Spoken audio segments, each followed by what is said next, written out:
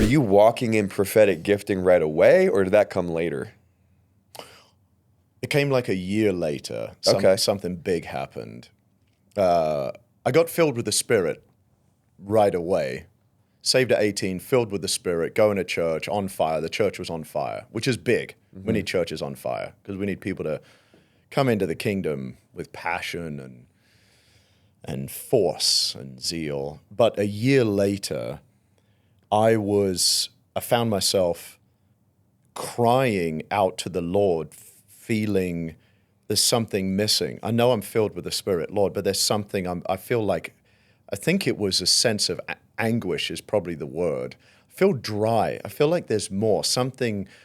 And I was in like a young adults gathering, like a big tent revival thing. My wife was actually leading it. She was the national youth director.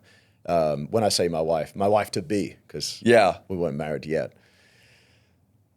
I cried out to God. This guy started to pray for me, and I felt like the presence of God, this tangible, manifest presence of God, and I saw the Lord stood right by me. Not like I can see all the detail in your face, but like right here in my periphery. It was so overwhelming. For just a second, I caught a glimpse of his eyes. And it's like I was done, because what was in those eyes was like this, it was this vision of the Lord, and there was not a hint of any kind of disappointment. It was eyes like you can't get these eyes on earth. Everyone's eyes, everyone's a little frail in our humanity, a little frustrated, a little disappointed. Not these eyes. These eyes they're just shining. And the passion and the love, the jealousy for me, I'd never seen eyes like this. And I dropped to the floor and I howled. And years of sin and shame, and it just felt like it was something was cleaning house in me. And I was overwhelmed by the love of the Lord. That was what happened, and that ignited something in me that was altogether different. I was Spirit-filled, speaking in tongues, prophetic. This was something else. This was an encounter. This was like fresh oil. And after, I don't know how many minutes, it could have been 5 or 50 minutes, I don't know. It was like something was finished. And the peace of God was so tangible, so meaningful. And I just started to experience joy. And then more joy, and I started to laugh. And then I was that crazy charismatic guy at the back of the thing who just won't stop laughing. So that was me. That's and hilarious. Thank Jesus, whatever happened way deep in places that something had to happen. From that point onwards, prophetic gifting, discernment, words of knowledge started bursting. So whatever happened, it turned something on. Wow. I do believe you can be a Spirit-filled believer, tongue talker, prophesying. You could still be under self-limiting beliefs, still under oppression, still under demonic activity, false narratives, wrong identity, misalignment. Because there's a season to everything. There's alignment. Sure. That has to come into our lives, and we have to agree with that. Hey, entrepreneur, just give me 1 second. Most entrepreneurs don't realize that they're only one algorithm update away from completely becoming irrelevant to their audience. And the only thing that protects you and me long-term is a bulletproof personal brand. I've helped business owners build brands that not only scale their revenue, but actually outlast trends.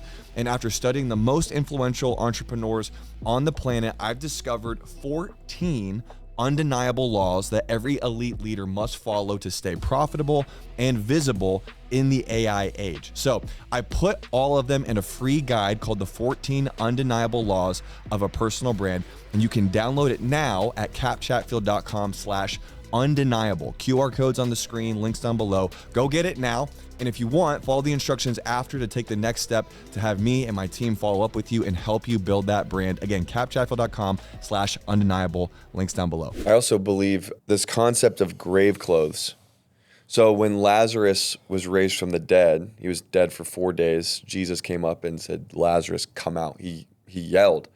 Lazarus comes out, and he says to all the people around him, he says, take off his grave clothes.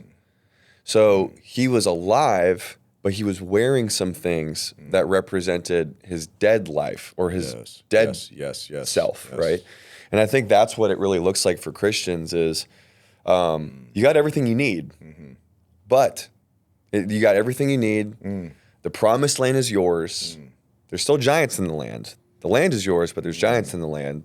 You're still alive, but the grave clothes need to come off. I think that's what it looks like. And it's really encouraging because when you get saved and you have that encounter with God and you're like, why am I not like, why do I still struggle with these things? It's like, God didn't do anything wrong. Don't worry. But you're still becoming who you are.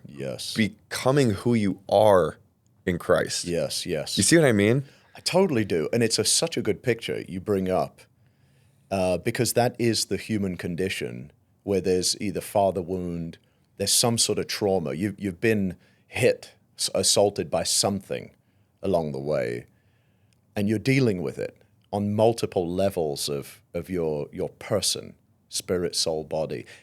The powerful thing about Jesus at the tomb, who already knows he's going to call Lazarus out, is he displays the Father's sentiment, or if that's even the right word, he weeps.